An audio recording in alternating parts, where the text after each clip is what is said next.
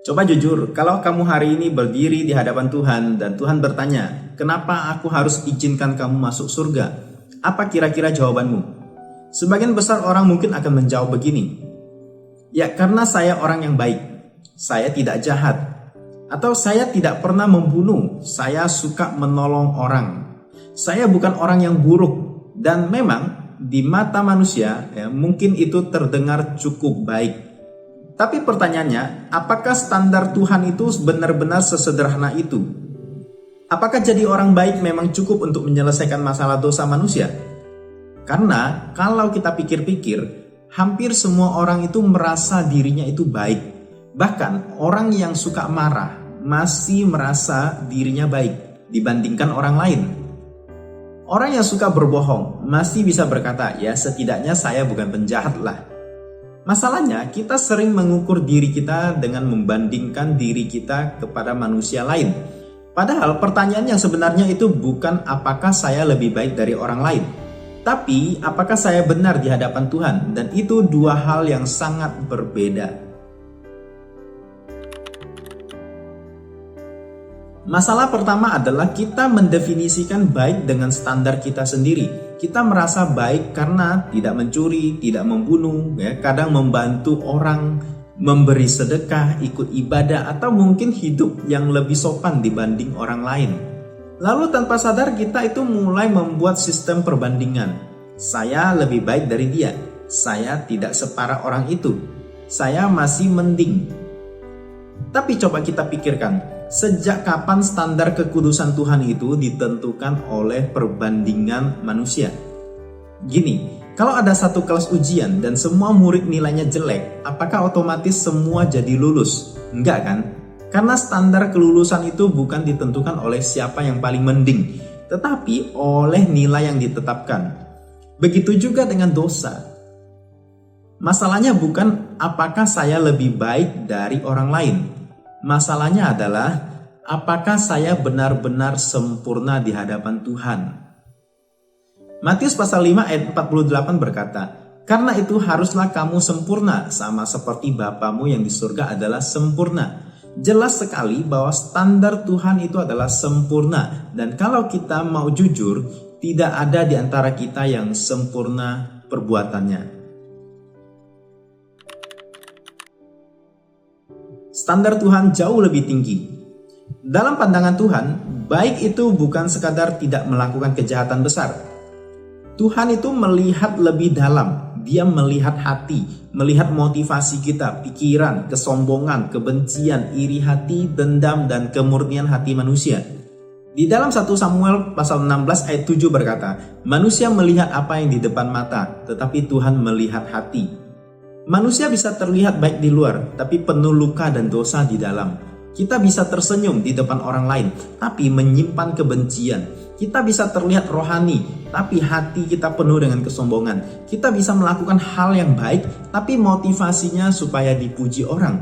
Dan Tuhan melihat semuanya itu. Dan itulah sebabnya ketika manusia berkata, "Saya orang yang baik," Alkitab justru berkata di dalam Roma pasal 3 ayat 23, "Karena semua orang telah berbuat dosa dan telah kehilangan kemuliaan Allah." Semua, bukan sebagian, bukan hanya penjahat yang besar. Semua manusia telah jatuh dalam dosa. Dan kalau kita benar-benar jujur, kita tahu itu benar. Karena jauh di dalam hati kita sadar ada pikiran yang salah, ada motivasi yang tidak murni, ada dosa yang tidak dilihat orang lain.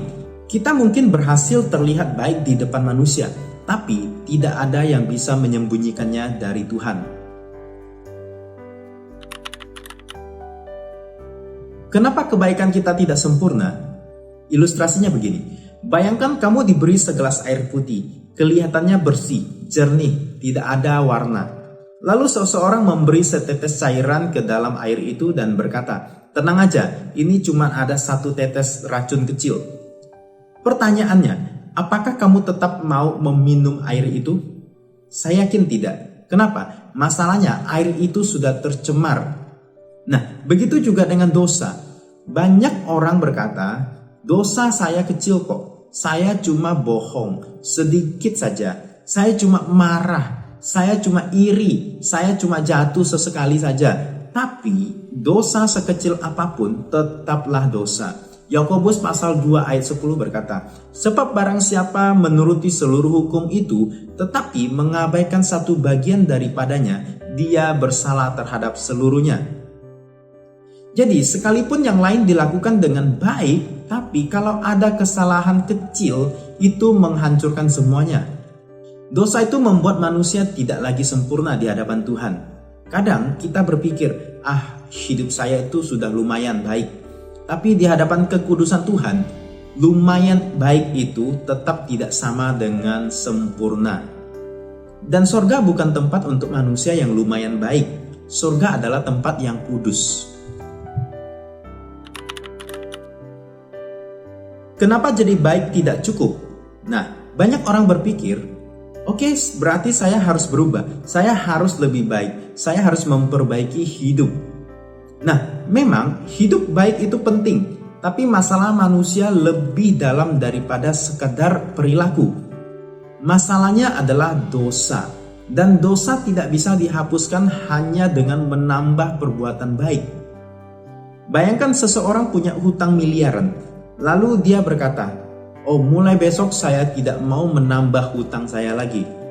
Itu bagus, tapi tidak mau berhutang itu bukan berarti orang itu tidak punya hutang. Hutang yang sebelumnya itu tetap ada dan harus dibayar.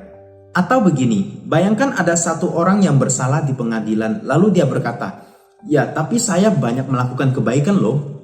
Saya kira hakim yang adil itu tidak akan berkata, kalau begitu kesalahanmu hilang. Pasti tidak, karena kesalahan tetap harus diselesaikan. Begitu juga dengan dosa. Perbuatan baik itu tidak bisa membayar dosa.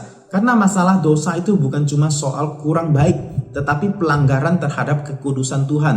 Dan manusia tidak mampu menyelamatkan dirinya sendiri. Tapi kita bersyukur kepada Allah. Ada kabar baik untuk kita. Tuhan tahu manusia itu tidak mampu menyelamatkan dirinya sendiri.